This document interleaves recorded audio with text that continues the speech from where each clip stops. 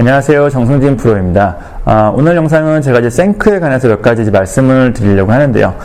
생크라고 한다면 이제 아이언을 칠 때 아이언의 이 호젤 부분이죠. 목 부분에 공이 맞아서 완전히 오른쪽으로 이제 빗나가는 샷을 보통 제가 생크라고 얘기를 합니다. 생크 같은 경우에는 물론 뭐 풀스윙서 나오는 경우도 있지만 특히 이제 웨지샷, 뭐 한 30m, 40m, 뭐 50m나 뭐 그린 주변 샷에서 그린 주변 웨지샷에서 좀 자주 나오는 편인데요. 뭐 몇 가지 뭐 이유가 있겠지만 클럽 형태로 봤을 때 샌드 웨지 같은 경우나 뭐 피칭 웨지 같은 경우는 로프트가 많이 뒤로 누워 있다 보니까 누워 있는 만큼 호젤의 면적이라고 해야겠죠. 목 부분의 면적이 조금 더 다른 아이언들에 비해 넓은 편입니다. 넓다 보니까 조금 더 거기에 맞을 확률이 좀 높아서 웨지에서 많이 나오는 경우도 있고요. 그리고 뭐 스윙적인 특성이나 뭐 이런 몇 가지 이유로 봤을 때 이렇게 가까운 거리에서 나올 확률이 조금 더 높다고 할 수가 있겠는데요. 우선 생크 같은 경우에는 굉장히 좀 치명적인 실수입니다. 뭐 점수도 그렇고, 그리고 심리적으로도 굉장히 치명적인 실수라고 할 수가 있는데요. 간단하게 뭐 좀 거리 조절을 잘못했다거나 방향이 안 맞는 것 같은 경우에는 다음에 이제 퍼팅으로 만회할 수 있는 기회가 있는데, 생크 같은 경우에는 완전히 빗나가는 샷이죠. 목 부분에 맞아서 오른쪽으로 완전히 빗나가는 샷이다 보니까 뭐 심할 경우는 오비가 나는 경우도 있고요. 뭐 아니면 다른 뭐 해저드나 벙커 같은 장애물로 들어가서 뭐 점수 면에서는 큰 손해를 볼 수가 있고요. 그리고 좀 다른 면에서 보자면 어차피 생크가 한번 나버리면 다음에 이제 웨지샷을 한 번 더 해야 되는 상황이 대부분입니다. 근데 이제 그 다음 웨지샷 같은 경우에는 이미 전에 한번 생크가 났기 때문에 굉장히 심리적으로 위축된 상태에서 부담감을 많이 느낀 상태에서 다음 샷을 해야 되는 경우가 많습니다. 또 생크가 나면 어떡하지? 막 이런 부담감 속에서 샷을 하다 보니까 당연히 그 다음 샷은 잘 안 되겠죠.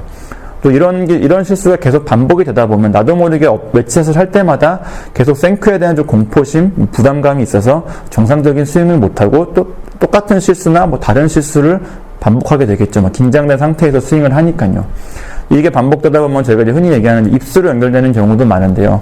입수라고 한다면 여러 번 뭐 실수를 좀 반복하다 보면 나도 모르게 정신적으로 좀 위축이 돼서 정상적인 스윙을 못하는 단계라고 좀 보시면 되는데, 결국 이제 웨지샷 입수로 연결이 돼서 결국은 이런 부분 때문에 굉장히 고생을 많이 하는 아마추어 분들도 많고요. 심지어 프로들도 이런 비슷한 케이스로 고생을 하는 고생을 하는 프로님들을 많이 볼 수가 있습니다.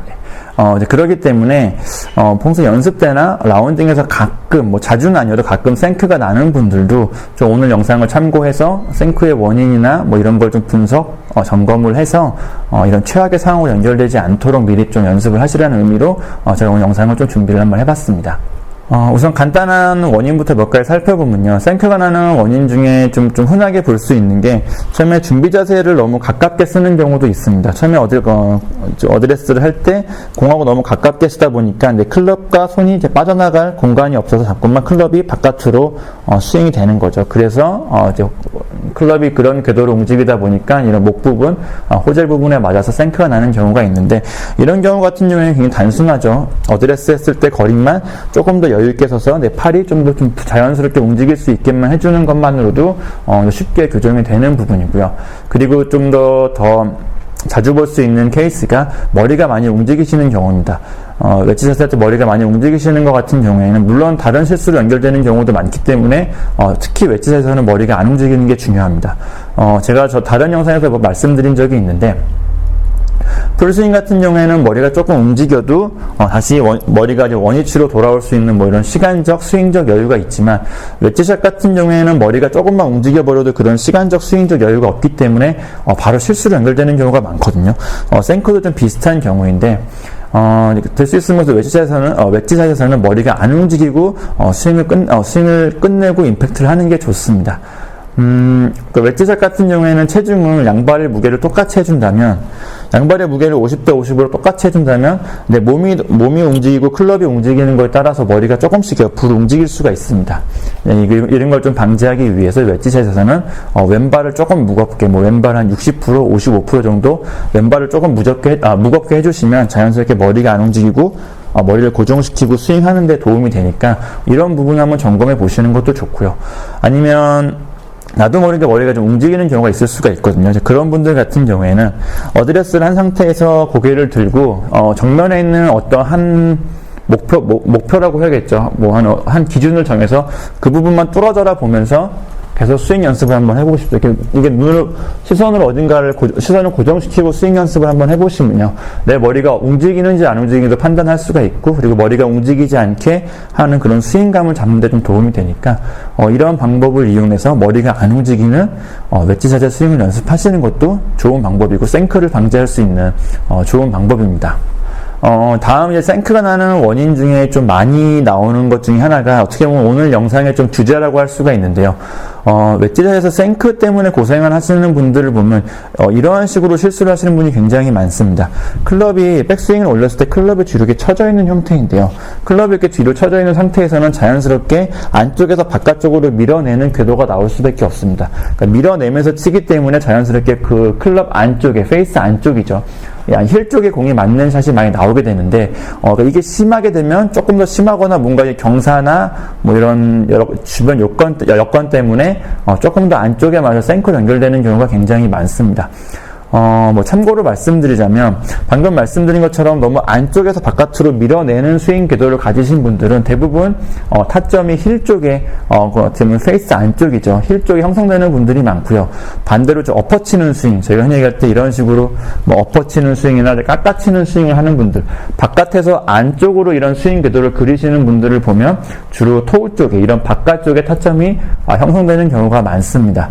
그러니까 물론 뭐 오늘 주제하고는 좀 약간 다른 내용이긴 한데, 내가 아이언샷에서 타점이 이런 식으로 나온다면 한번 궤도를 한번 점검해 보시는 것도 좋은 방법이겠죠. 네, 여튼 이런 식으로 웨지에서 클럽이 뒤로 좀 처진 상태로 스윙을 하기 때문에 생크로 이게 연결되는 분들이 많은데, 백스윙에서 이제 클럽이 처지는 경우는 여러 가지가 있지만 그래도 가장 좀 대표적으로 살펴볼 수가 있는 게 손목을 너무 많이 쓰는 경우죠. 웨지샷에서 클럽을 들 때 짧은 거리, 짧은 스윙, 짧은 샷이다 보니까 자연스럽게 그냥 팔로만 들어버리는 경우인데, 손목을 비튼다거나 손목을 너무 꺾다 보면 이런 식으로 클럽이 처지는 경우가 많습니다. 그리고 이거와 이제 비슷한 맥락으로 몸에 회전 없이 이제 팔로만 스윙을 드시는 분도 있습니다. 특히 뭐 앞서 말씀드린 것처럼 웨지샷은 가까운 거리 짧은 스윙이다 보니까 그냥 몸에 회전 없이 그냥 팔로만 클럽을 들어가지고 치려고 하시는 분들이 많은데, 물론 앞에 손목을 쓰는 부분과 좀 비슷한 맥락이죠. 어떻게 보면 몸이 회전을 못하니까 어쩔 수 없이 손목과 팔로만 클럽을 들게 되고, 결국 이게 클럽에 이제 처지는 결과로 연결이 되고, 이 상태에서는 다운스윙을 내리면 안에서 바깥으로 밀어내는 스윙이 되니까 이제 호젤 쪽에, 목 쪽에 맞아서 최악의 경우 생크로 연결되는 이런 순서로 진행된다고 보실 수도 있겠습니다.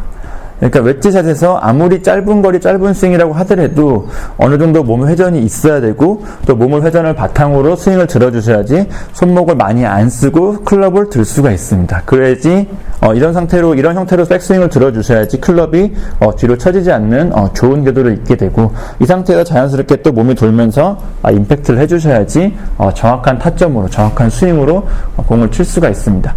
그러니까 만약에 내가 생크라는 실수를 뭐 가끔이든 자주든 좀 하시는 분들 같은 경우에는 뭐 스마트폰으로 스윙을 찍어서 보시는 것도 괜찮고요. 아니면 다른 지인분한테 좀 부탁을 한다거나, 아니면 내가 클럽을 들었을 때 공을 칠 것처럼 클럽을 들었다가 멈추고 한번 클럽의 위치를 확인 한번 해보세요. 클럽이 굉장히 뒤로 쳐져 있다면 아마 제가 지금 말씀드린 이유 때문에 생크가 나는 경우가 많을 겁니다.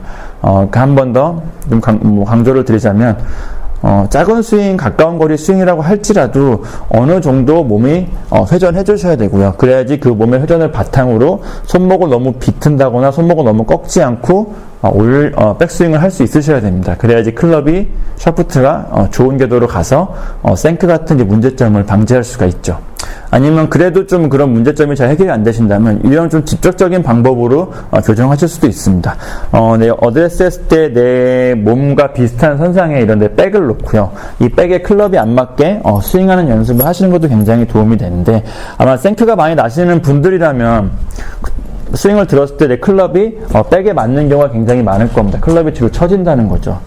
그게 아니고 어느 정도 몸의 회전과 손목을 최대한 안 쓰는 스윙으로 클럽을 들어서 백에 안 맞게 스윙을 해주시면 좀 더 생크를 방지하고 하는데 좀 더 도움이 되실 거라고 생각이 되네요. 네. 여기까지 이제 웨지샷 생크에 관해서 좀 중요한 원인 몇 가지 살펴봤고요. 또 교정하는 방법에 대해서도 간단하게 살펴봤습니다. 오늘 영상 참고하셔가지고 그런 치명적인 실수 없는 웨지샷 할 수 있었으면 좋겠습니다. 감사합니다.